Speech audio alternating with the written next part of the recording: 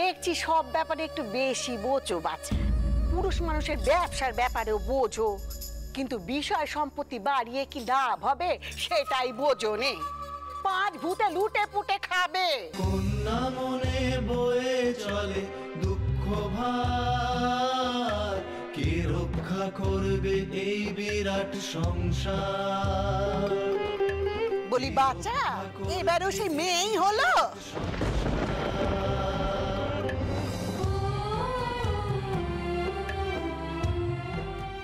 টাওরকে ডাকো,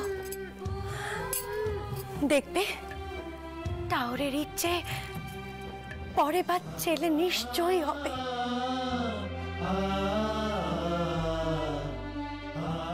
আমার নিজের জন্য চাইছি না, এবার বাবা মশাই চিনতে দূর করো টাওর। পর আমার 3 মেয়ে হলো, এবার একটা ব্যাটা দাও।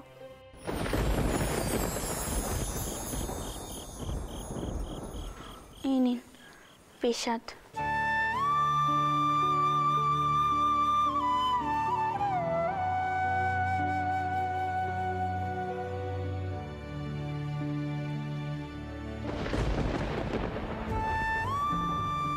রানী, কি হয়েছে তোমার? মুখটা এমন বিষণ্ণ লাগছে কেন? বাবা মশাইয়ের মুখের দিকে তাকানো যাচ্ছে না। বাবা মশাইয়ের শরীরটা একেবারে ভেঙে গেছে। মনে হয় নাতি হওয়ার কথা চিনতে চিনতে এমনটা হয়েছে। আমি জানি। দেখো রানী, বাবা মশাইয়ের চিন্তাটা অমূলক নয়। 2 দিন আগে বাড়িতে গোড়া সৈন্যরা এসেছিল, চারিদিকটা ঘুরে দেখছিল। দারোয়ানের মুখেই শুনলাম। এ কি? কেন হঠাৎ গোড়া সৈন্য? সেটা জানি না, তবে শুনেছি গোড়া সৈন্যরা নাকি নতুন পল্টন আনছে। চতুর্দিকেই তো ওদের ছাউনি পড়ে আছে। কবে দেখা যাবে বাড়ির উঠোনেই ছাউনি ফেলে বসে আছে। বসালেই হলো, দেশে কোনো আইন নেই। অন্যায় দেখে হোমনি রানীমায়ের তেজ বেরিয়ে এলো। তেজ দেখিয়ে কোনো লাভ নেই রানী, ওরাই এখন দেশের শাসক। ওরা যা বলবে যা করবে সেটাই আইন। কবে দেখা যাবে আমাদের সম্পত্তিটাও আইনের ফাঁদে ফেলে নিয়ে নেমেছে। তবে আমাদেরকেও আইনের পথ নিতে হবে। শাসক বলে তো ওরা যা খুশি তাই করতে পারেনি।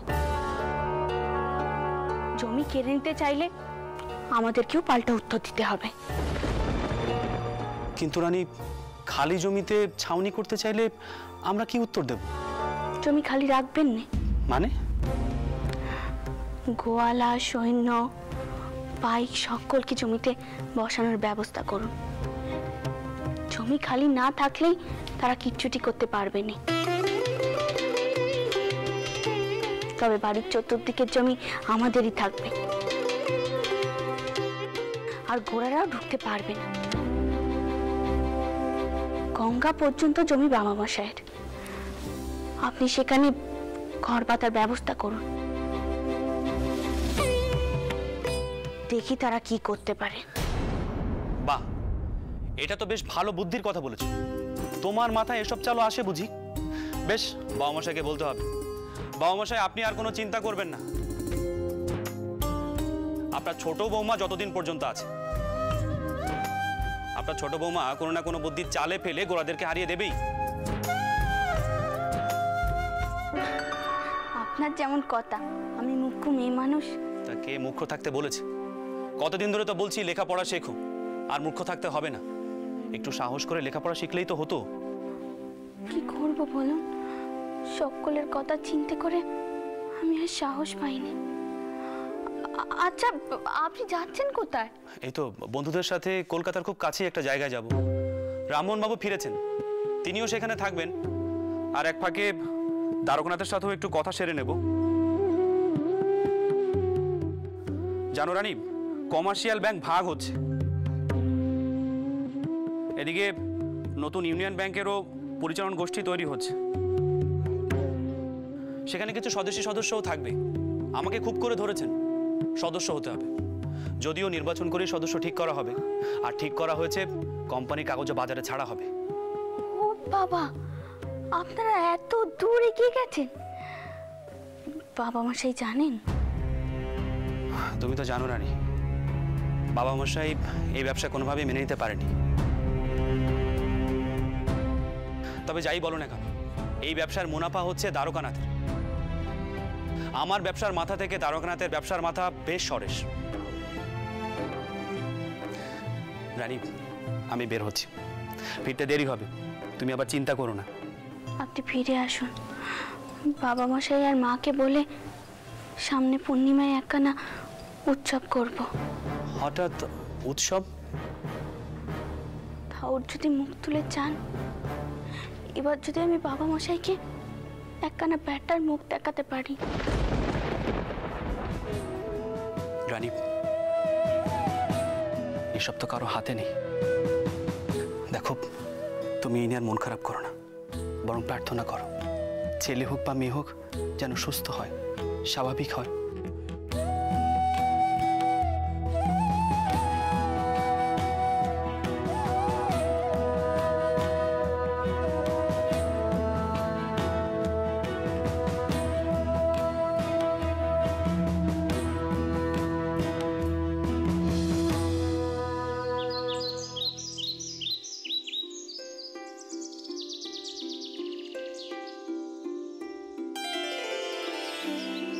থাক মা থাক, ওটা দেখিনি। পান ভরে আশীর্বাদ করি, এবার যেন তোমার কোলে ব্যাটাই আসে। আমি জানি বাবা মশাইয়ের খুব চিন্তা হচ্ছে। মা, একটিবার গুরুদেবকে ডাকুন না, তিনি যদি বিধান দেন, তাহলে যদি বাবা মশাই চিনতে দৌড়ান। গুরুদেবকে তো ডেকেছি মা, দেখি গুরুদেব ডেকে কি বলেন। গুরুদেব তো আগের বার তোমার কুষ্টি দেখেছিলেন, এবার গুরুদেব এলে তুমি বরং ওনাকে তোমার হাত কানা দেখিও, যদি উনি হাত দেখে কিছু বলতে পারেন। ওরে ও যুগি, থাক থাক থাক বাচ্চা, থাক থাক। বলি, গুরুদেব তো যা বলার বলবে, তুমি কি বলছো বলো দেখি। এবারে তোমার শৌরের আশা পূর্ণ করতে পারবে তো? হ্যাঁ, এই ঘর ভর্তি মেয়ে নেই যে চন্দরের কি হবে কে জানে। সব কটা মেয়েকে তোমার পারও করতে হবে না? মা চুপ করো দেখিনি, তুমি বৌমাকে এইসব কথা কেন কইছো? গুরুদেব তো আসছেন, দেখি না গুরুদেব কি বলেন। ও যুগি, বলি গুরুদেব কখন আসছে বল দেখি। গুরুদেবকে একবার ও বাড়িতে নিয়ে যাব। তোর বাবা তো বিছানা ছেড়ে উঠতে পারছেন না, যে উনি নিজে এসে গুরুদেবের পায়ে ধুলো নেবেন। সে কি কথা? এই কথা কেন তুমি আমাকে আগে বলনি কেন? বাবা মশাই শরীর খারাপ, এই কথা কেন তো আমাকে আগে বলতে হয়। ছোট বৌমা শোনো মা, ওই কবরেজ মশাই যে মালিশের তেল কানা দিয়েছেন না, ও তেল কানা তুমি ও বাড়িতে পাঠানোর ব্যবস্থা করো দেখিনি। হ্যাঁ মা, পাঠাচ্ছি। দেখমা, আপনার জন্য পান সেচে দেব? আপনার মুখে তো পান দেখছি নে। আর পান বাছা, আজ কদিন ধরে মুখে কিছুটি দিতে ভালো লাগছে না, শরীরটা কেমন অস্থির পানা করছে। যাক, তোমার চেহারাটা একবার দেখি বাছা, দেখি তো।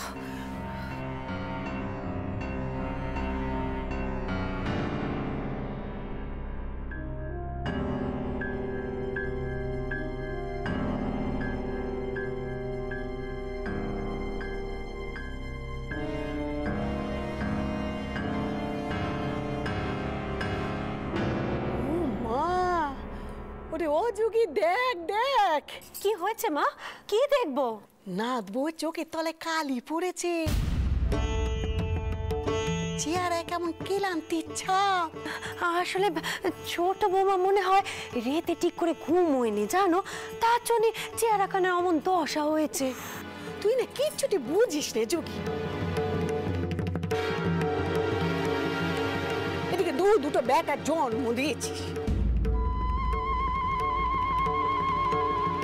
আরে এইসব চোখের তলায় কালি পড়া, ক্লান্তির ছাপ, এসব কিছু হচ্ছে বেটা হওয়ার লক্ষণ, বুঝেছি?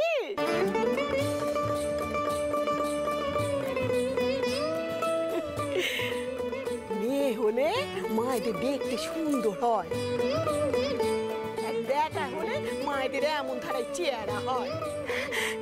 কই দেখি দেখি দেখি ছোট বৌমা, এদিকে এসে দেখি, একটু মুখ কানা দেখি। তাই তো মা, এই কথাখানা তো আমার মাথাতেই ছিল নে। তুমি তো ঠিক কথা কইছ।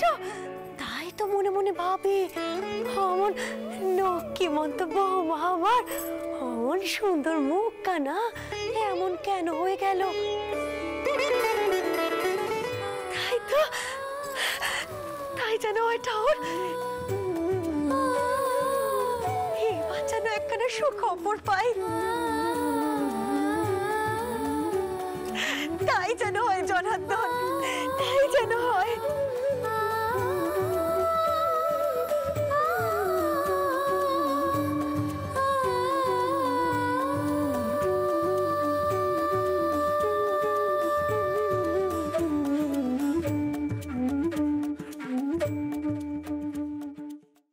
শুনছেন, শুনছেন, একটা সুখবর আছে। ছোট বৌমার কোলে বাচ্চা আসছে। এর আগেও তো না না না না, এবার আর মেয়ে হবে না। আপনি দেখবেন এবার ছেলে হবে, এবার ছেলে হবেই। জনার্দন ঠিক মুখ তুলে চাইবেন।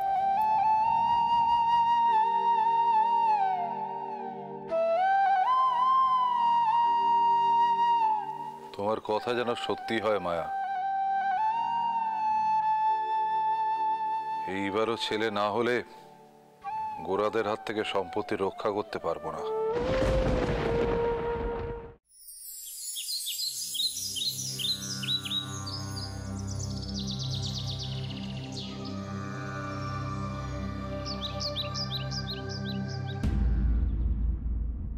কি রে বউ,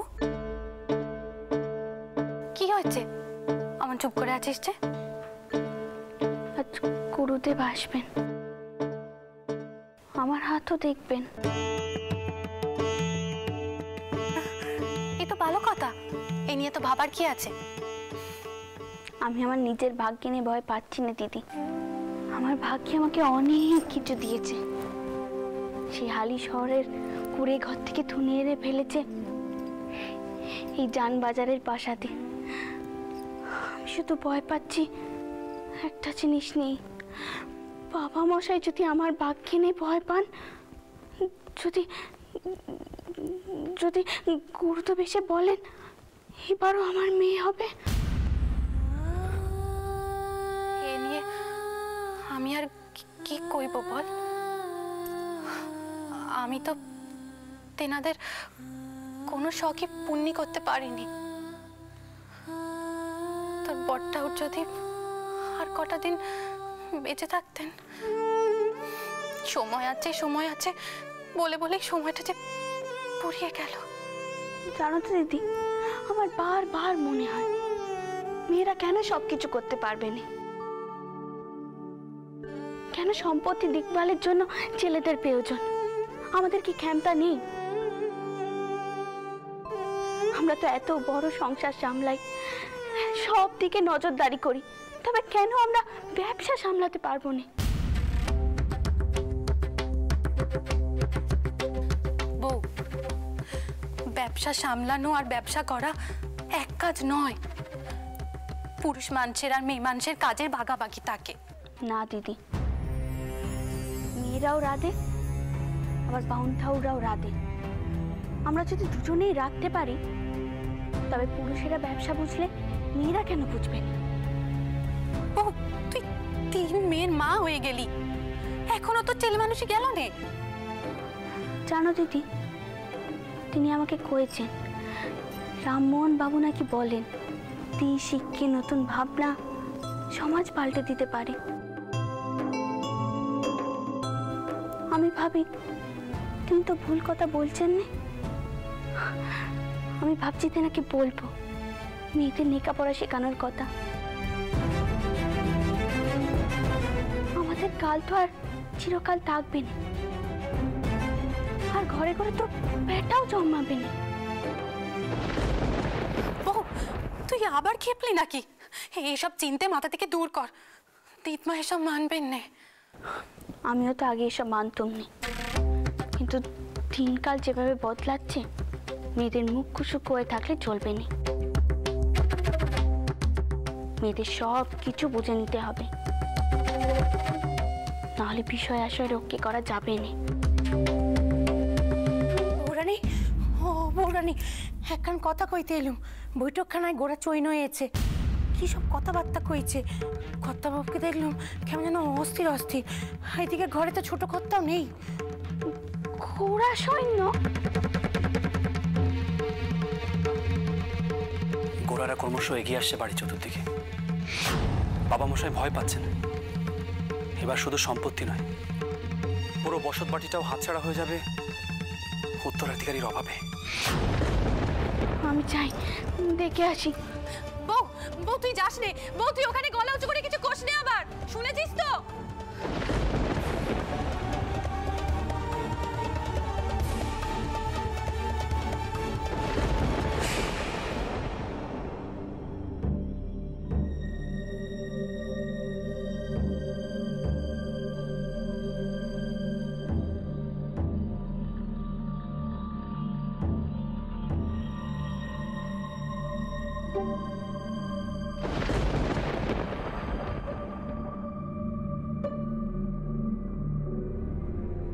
কি হলো মারমশাই, চিঠির উত্তরটা দিন।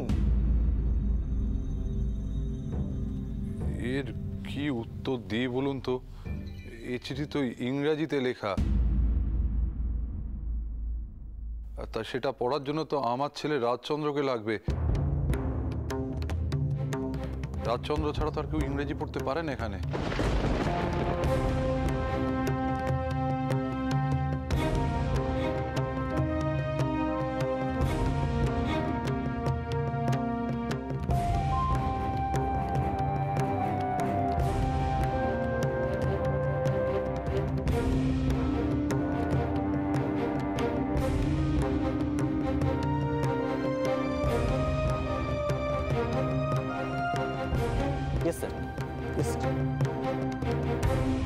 সাহেব বলছেন যে ওই চিঠিতে লেখা আছে আপনার অতিথিশালাটা কোম্পানির প্রয়োজন। ওখানে কোম্পানির গণ্যমান্য লোকজন থাকবেন কি না?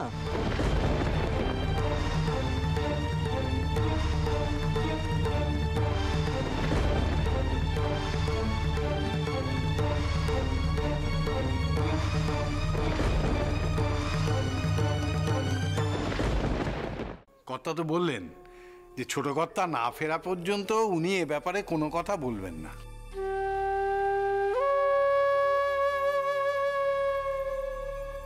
এটা কোনো কথা হলো নায়েব মশাই? কোম্পানির দরকার, তাদের কি আর বসিয়ে রাখা যায় বলুন তো? আপনি বরং কর্তাকে বোঝান, গোড়ারা চেয়েছে মানে তাদের সেটা দিতেই হবে।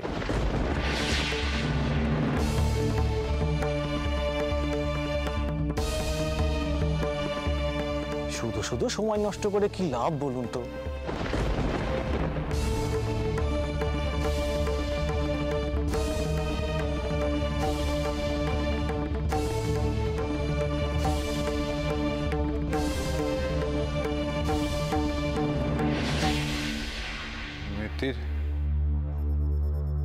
মিতির একবার অন্ধরে গিয়ে খোঁজ নাও তো, চন্দ্র কোথায় গেছে।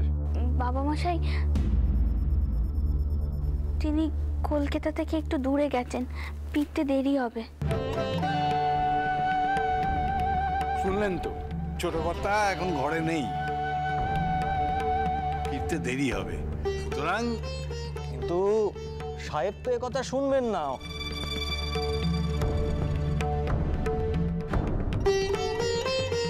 নায়েব মশাই, সাহেব যখন এসেছেন তখন ওই ঘরখানা মানে ওই অতিথিশালাটা আজই চাই।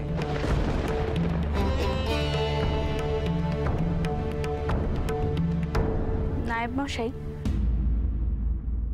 আপনি ওনাকে বলুন বাবা মশাইয়ের শরীর ভালো নয়, এত কথা বলতে পারবেন না।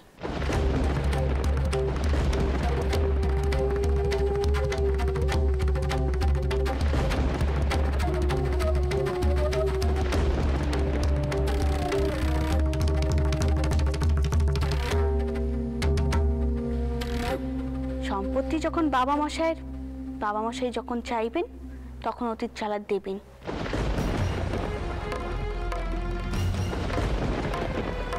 আর যদি না চান তবে দেবেন না।